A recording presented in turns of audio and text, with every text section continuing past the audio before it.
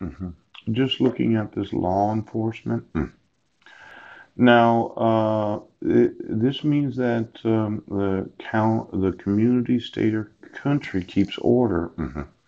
The enforcement of civil and criminal law by government agencies, yeah, helps the members of a society to live together peaceably. Yeah.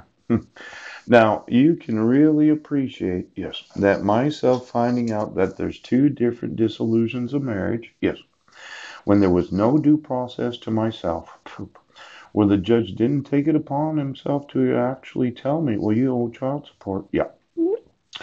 Where I wasn't allowed to say anything and I didn't have to listen to what the judge had to say because my wife made sure that I did not get notice of court hearings. Yes. And then she said all kinds of negative things about me, about how I was abusive, controlling. All the decisions of the finances were mine. But I thought when we were married on December 18th of 2000 that she did know that I was buying the house for us and that we together moved in there. Yes, after we were married. It's kind of one of those things where you're getting a new husband. Yeah, you're getting a new house. Yes, and you're going to have a new family. Now, I know that it might not seem important right now. Yes, but when the marriage certificate was issued from the United Nations, and I had just purchased a place right before we went to Kosovo. Yes, Heidi did know that I was making all these decisions because of our want to live together after being married. Ooh. Now, this moving to Vancouver, yes, there was absolutely no need on my part except for her biological daughter's blindness. Oh, and to think that I would sell that place, right, considering how inexpensive it was to actually support, yes, and having three little boys, Zachary, Bishop, and Deacon, all born there as the first place of residence for them, yes, and that I would move my whole family to Vancouver and buy another place, yes, so that we could support her blind daughter. Now, why don't you get me the oaths again that say they're faithfully and impartially discharging their duties? Yes. Because as a husband, when I really think about it, yes, I'm going to want to have deed to your actual property. Oh. Now, this idea, right, that you're going to intentionally, maliciously harass American citizens, yes, because you as a police department wouldn't exonerate me of any wrongdoing. Yes, you wouldn't admit any evidence that I wasn't in Britain, that I wasn't cyber stalking, yes, that I wasn't in Sequim, Washington, yes, that I informed you that this, well, what's it called? This traffic citation, yes. I was in Port Angeles on that day. And then you have fraudulent mental health evaluations where you say that I'm delusional. To bolster my own perceptions. Yes, that this county did intentionally file with the state of Washington the availability of harassing me for the rest of my fucking life. Now, I just documented that you did, and you have been for the last 7 years and 8 months. Yes. Now I'm gonna want those sons of mine. Yes. hmm Since I bought that house for us when we got married, and Heidi did get to see it, knowing that we were going to Kosovo to get married. Yes. Now, I know you as a county dislike the idea of getting sued, but you're going to, because the only reason I sold that house in Sequim, Washington, it wasn't the audit from FINRA. Is dis Well, as much as I disliked having that experience, yes, because Horowitz and Associates was my brokerage at that time. Yes, I didn't actually decide to leave Horowitz until after we moved to Vancouver. I, as the actual owner of James Thomas and King Financial Services, spent 2 or 3 days a week, yes, driving back and forth to Vancouver, yes, so that I could keep my business up here. I could continue to be a financial consultant with Horowitz and Associates, and I could continue to support my family. Maybe Steve Holloway remembers that office at 224 West Washington Street. I didn't decide to move uh, my business to Vancouver until I realized, yes, that having a blind daughter going to the Washington State School for the Blind and three little boys, it seemed that every time I got back from being in Sequim, my wife was just exhausted and having to take care of so many kids by herself. Now, I explained to my clients at that time that I had to make a decision for the good of the family. So I had to decide to get rid of the James Thomas King. Yes. Now, let's see here. 2204 East McLaughlin Boulevard. Yes. And I'm just looking at this affidavit agent, and I purchased it on September 15th of 2005. Now, we can go through my CRD, or we can go through the actual arbitration that I went through after we'd moved there. Yes.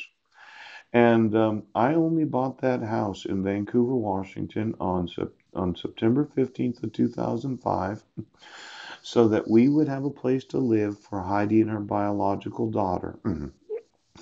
I bought it, yes, so that you could go to the Washington State School for the Blind.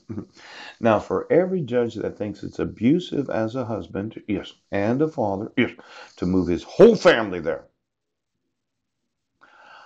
it wasn't abusive. I did what I did believe was in the best interest of our family to buy that house. I had no reason to purchase it other than the blindness of Jessica Lee Hodges. Now, you can see here, yep, affidavit, Vancouver, Washington, 9/15 of 2005. Yes, Now, originally, yes, we were a married couple, but we had to separate our estate because I had good credit and Heidi didn't. Oh, just like I had bought this as a single man before we got married, approximately 1 week before marriage. Yes, I bought this as a single man because Heidi, yes, it did show that it was community property. Then she separated it to myself to create a separate property, a quick claim deed. Yes. Now that was done because she really did not have the necessary credit to be able to qualify for the loan. Now, a married man is separate estate. Yes. Now, I was married at that time. And for some reason, you thought that you did not have to protect my rights as a father. I'm going to want those sons. Ooh. And I'm going to want to sue you in the United Nations. Oh, I'm going to want to sue you in The Hague. Ooh. I'm going to want to use those international courts of justice. Oh. And for all of you that thinks it's so funny having two different reference numbers so that I owe twice as much in child support, so that you can completely fuck up my life for the rest of my life, I'm going to sue you for an immense amount of damages for doing this. Give me every oath of office and the actual property that they own. Now, as a husband, when I found out that my wife had one divorce for the previous husband, yes, and then another one divorce for the other husband, and I was the recipient of two divorces, yes, it really upsets me. Now, this is my grandmother, Clara Budnick. Yes, she lived at 107 G Street Southeast. Right. I could probably research my grandma Condit's estate. Yes, she actually paid her mortgage off in 1965. Now, let's see. The owner and holder of that, what's this say? Yes. Certifies? No. A certain mortgage bearing date of June 17th of 1965. She bought a place for $12,500. And then she paid it off in 1995. Oh, 30-year mortgage. Yes. She didn't refinance? No. She paid the whole thing off. Yes. She died. Help. And my George Sinclair? Yes. And Berna? And Stephen? Yes. And let's see, there was another one. Verna, Stephen, George. Who else is there? There's George Sinclair, Stephen Sinclair. Yes. Verna Galt. Yes. Just so I know, when you had Anthony, my cousin, buy the house, yes. After my grandmother died, we each got $3,000, and I thought I got ripped off. Poop. Because you took her while she was high on morphine because of her hospice care. Yes, to change her actual will so that the four remaining children would get the lion's share of the estate. Yes. And then each of us, as the grandchildren, we each got $3,000. Oh. When I found out what you did, because I do understand how estates work, yes.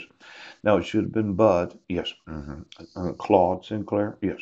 And then Bobby, Brian, and Sean would have got 1/20th of the percent of the total estate, yes. And then it should have been George, his biological, well, there was, let's see, George Sinclair had two children from a previous marriage. Maybe Linda remembers that? Yes.